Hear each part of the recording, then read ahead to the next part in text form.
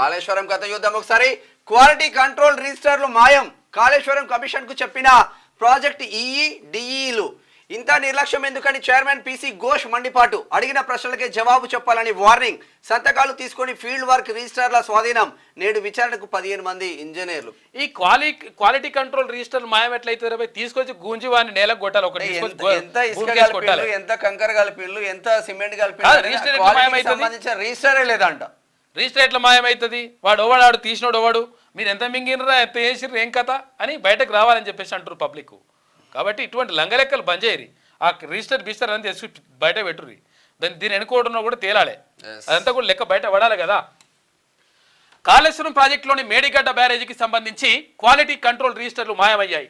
ఇక బ్యారేజీ నిర్మాణంలో పాటించిన నాణ్యతా ప్రమాణాలను నిర్ధారించే రిజిస్టర్లు అందుబాటులో లేవని జ్యుడిషియల్ కమిషన్కు లోయర్ కేడర్ ఇంజనీర్ల అధికారులు తెలిపారు. ఈ వ్యవహారంపై commission chairman justice PC Ghosh అసహనం వ్యక్తం చేశారు. ఇక అత్యంత కీలకమైన ఫైళ్లను జాగ్రత్తగా పెట్టాల్సిన అవసరం లేదా అని ఫైర్ అయ్యారు.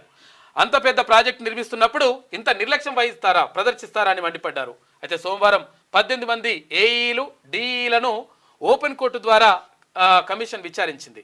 2 ఇంజనీర్లు నిర్లక్ష్యపు సమాధానాలు ఇవ్వడంతో జస్టిస్ ఘోష్ మండిపడ్డారు. అడిగిన ప్రశ్నలకు సూటిగా సమాధానం చెప్పాలని, ముందుగానే సిద్ధం చేసుకున్న జవాబులను కమిషన్ ముందు చెప్పొద్దని చెప్పేసి ఆయన హెచ్చరించిండు. నిన్న గట్టిని అరుచుకుంటే ఆయన పిసి ఘోష్ గారు బరాబర్ ఉంటాడు ఆయన. కాబట్టి ఇలా పని చేయాలి. ఎందుకంటే ఇప్పుడు ప్రాజెక్ట్ ఎట్లా మాయమైతే, రిపోర్ట్ ఎట్లా పోతాయి ఆయన, రిజిస్టర్లు ఎట్లా మాయమైతాయి, ఏది కంట్రోల్కి సంబంధించిన ఉంటుంది. క్వాలిటీ కంట్రోల్కి సంబంధించినటువంటి రిజిస్టర్ మాయమైతే తీసుకురావాలండి. ఒక్కొక్కరిని గుంజి తీసుకొచ్చి అడబెడితే బయట ఇది మొత్తం దసికిపోయింది కదా. అది క్యూ న్యూస్ ఛానల్లో పనిచేయటకు అనుభవం గల సీనియర్ వీడియో ఎడిటర్స్ కావాలను సంప్రదించవలసిన నెంబర్ 8688926084. qnewsads@gmail.com ను సంప్రదించండి. లైక్ చేయండి.